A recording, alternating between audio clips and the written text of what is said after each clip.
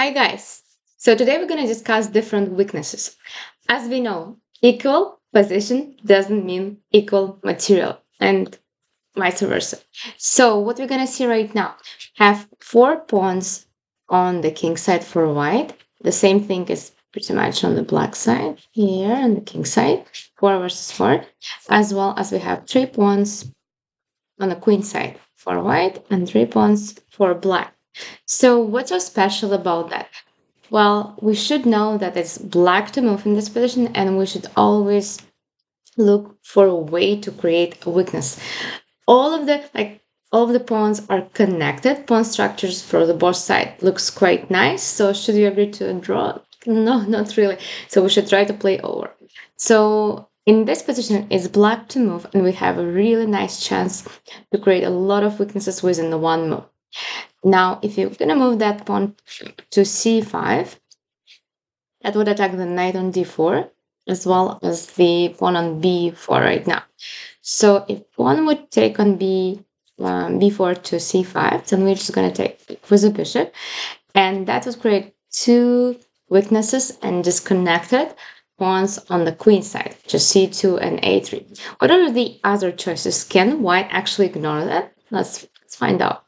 So after c5, there is another move, which is let's say knight to b3 or knight e2 or knight f3, anywhere else. But let's see, what if knight to b3? We could use our pawn on c5 and capture on b4, and I assume white would capture it back. We just take right now.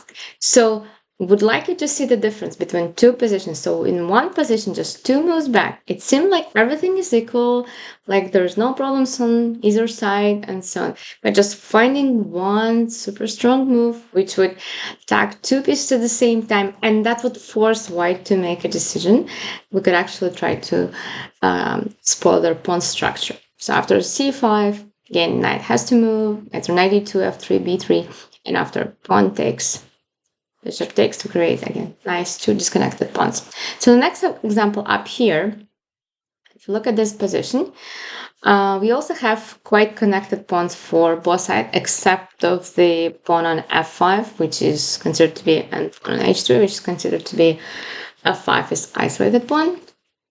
And also on the black side, we definitely might experience trouble with defending g7. We'd say there are a couple of ways to try to do that. I mean, there's my favorite as well, but let's see. So if we simply think about defending, so when I think about defending, the first thing comes into my mind, like, yeah, I should use some other piece to defend. Is it actually true? No, because it's not true. So like we always should look for a way, how can we defend our piece just by itself? Then we should look for a way, like, okay, who can defend our piece and what we can achieve from that. So that pawn on g7 can be defended like various ways, but I probably like moving it forward. So we could try to do rook h7 or rook g8, but both of those moves are quite passive, because as soon as we move to h7, we'll have to keep the rook up here defending g7 for like number of moves. And our rook, as you know, the basic principle, we know that it's worth 5 points. So defending just 1 point, like pawn, it's kind of a little bit useless. Same thing with g8. If we're gonna move rook to g8, is defending at the moment g7, but what if I just take on h4, or what if I advance my rook to g6? There's again like different ways to continue for white, and definitely that rook on g8 can be attacked with bishop up here, so black would not enjoy that. Okay, so once I go through the defending moves, I'm gonna also look what I can do, what else I can do with that pawn. So can my king get to e7? No way. What if I move my pawn? Well, if I move to g6, white will be quite happy because they're just going to continue rook g6. Now f6 is hanging, and so on.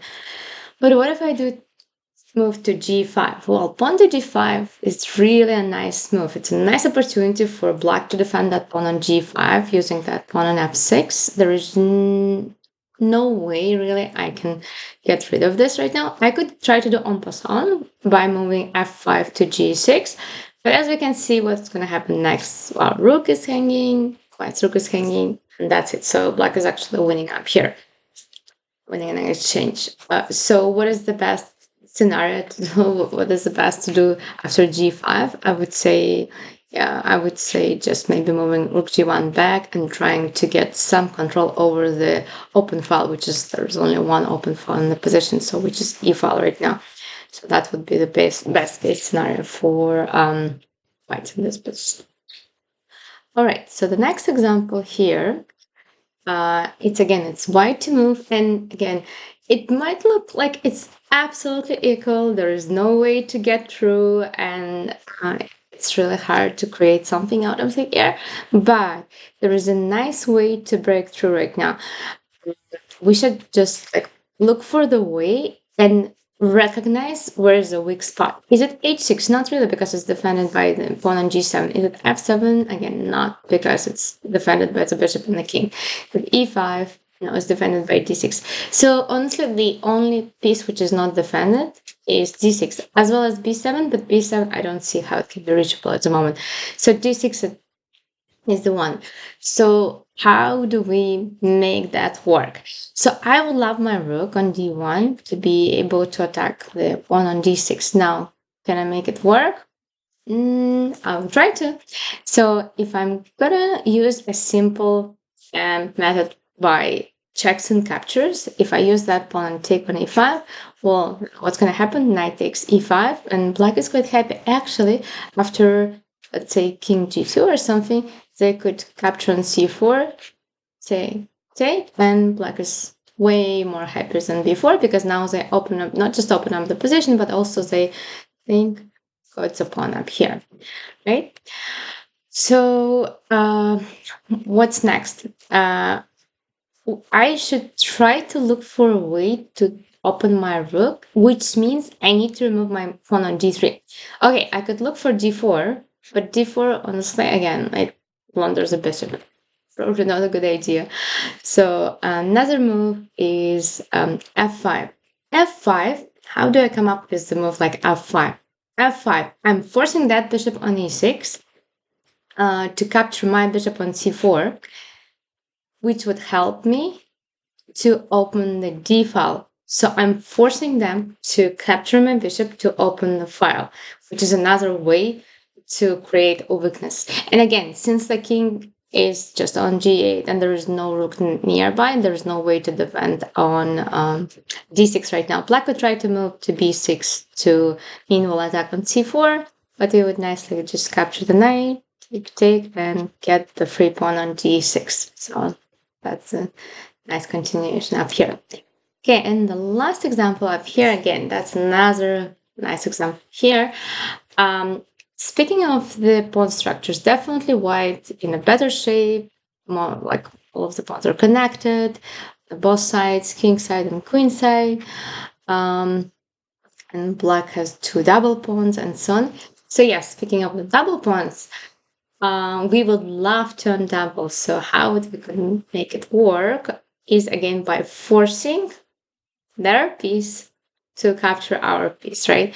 So if we move something like knight c4 or knight f7 or knight g4, it's not gonna really help us to do anything else. If we push a5, I think white will be happy to get to d4, or also they have some ideas to create a battery towards the weak pawns on d5 and d6. So that would be totally my plan, to move rook d2 and then bring another rook to d1, attack d5. Not clear how black can defend that. But so what should black do? Black should try to take a chance and counterattack. So that's what I typically suggest. Like when you're in trouble and when you're not sure what to do and you feel like your position is losing, you need to look for counterattack. So don't give up, because I mean, if it's losing, you're gonna lose anyways, right? So like maybe 10, 20 moves. So you should try to take a chance and try to counterattack. So in that position up here, the best move here is pawn to h4. That would attack the bishop on g3. and where the bishop is actually forced to make a decision. So if the bishop would take on h4, we're happy, we just get the free bishop. Bishop f4, I'm gonna use the pawn. And the final one is bishop to e5, of course. But after bishop to e5, you're gonna happily recapture on e5. Now, we got a really nice center. We are controlling all the four squares in the center, having really nice bishop compared to the knight on b3, which is very, very limited. So knight likes the space, and that's not where I see this knight. I don't see any square where it can jump immediately. And again, compared to that position where we have double pawns, we're about to lose those double pawns in a few moves.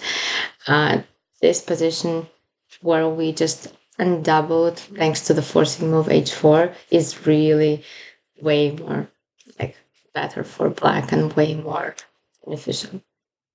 So yeah, thank you.